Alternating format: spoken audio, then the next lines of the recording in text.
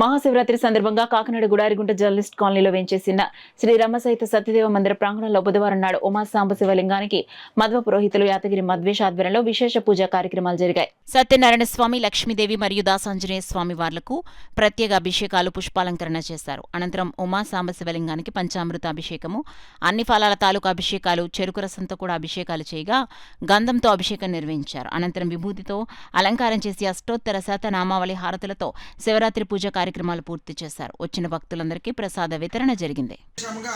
చెరుకు రసంతో చేస్తే దుఃఖ నాశనము, అలాగే బిల్వోదకంతో చేస్తే భోగ భాగ్యములు కలుగుతాయి. రుద్రాక్ష అంటే రుద్ర మాలతో పూజ చేస్తే మహైశ్వర్యం కలుగుతుంది. ద్రాక్ష రసంతో చేస్తే సకల శుభములు అన్నీ కూడా కలుగుతాయి.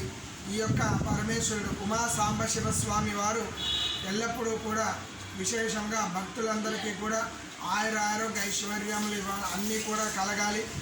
ఇవన్నీ చేయాలి అంటే మనకి గురువు యొక్క అనుగ్రహం ఉండాలి. అటువంటిది మా గురువులైనటువంటి వారు శ్రీ శ్రీ శ్రీ 1008 సత్యాత్మతీర్థ శ్రీపాదుల వారి యొక్క అనుగ్రహంతో ఇవన్నీ కూడా చేయడం జరిగినది. ఇంకా విశేషంగా ఇప్పుడు త్రివేణి సంగమం అనగా ప్రయాగలో కుంభమేళ జరుగుతోంది.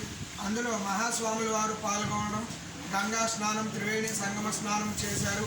మహాస్వాముల వారు చేస్తే మనమందరము కూడా చేసిన ఫలితము కూడా కలుగుతుంది అని చెబుతూ మహాస్వాముల వారికి సాష్టాంగ నమస్కారాలు చేస్తున్నాను. శ్రీకృష్ణార్పణమస్తు.